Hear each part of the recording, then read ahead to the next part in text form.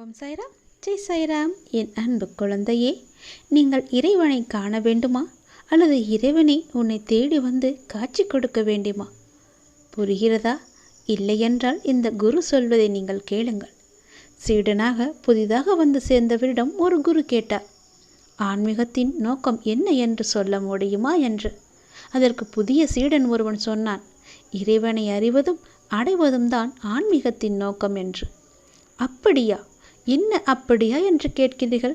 அப்படித்தானே இருக்க முடியும் என்று சீடன் சொல்ல, சரி, இத்தனை நாள் ஆன்மீகத்தில் சாதகம் செய்து வருகிறாயே, இறைவனை நீ அறிந்தாயோ என்று கேட்டார். இல்லை, ஆனால் நான் முயன்று கொண்டு இருக்கின்றேன்.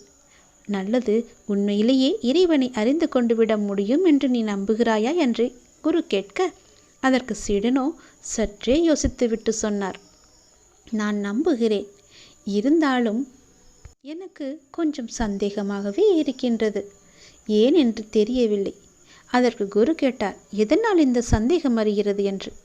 அது சீடனோ, பலர் பலவிதமாக இறைவனை பற்றி சொல்கிறார்கள், மிகவும் ஆராய்ந்து பார்த்தால் தெளிவை விட குழப்பமே மிஞ்சுகிறது.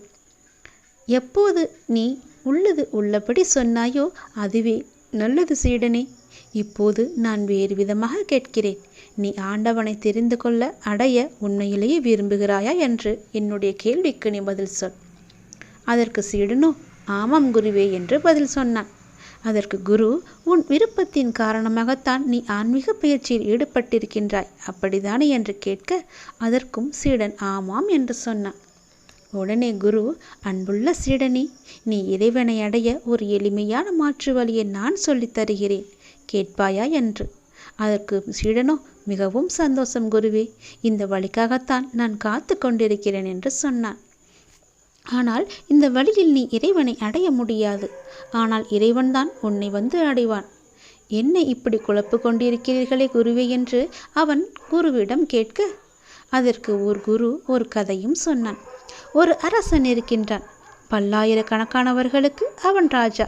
அவன் அருகே நெருங்குவதோ பேசுவதோ அறிவதோ எளிமையான விஷயம் அல்ல, முடியவும் முடியாது. ஆம், ஆனால் ராஜாவை சந்திக்க வேண்டும் என்கிற பிரஜை ஒரு அருமையான காரியத்தை செய்கின்றான். அவன் தேசத்தில் உள்ள மக்கள் எல்லோருக்கும் பயன்படியாக உழைக்கின்றான், பல அறச்செயல்களை செய்கின்றான். இந்த செய்தி ராஜாவுக்கு போகிறது.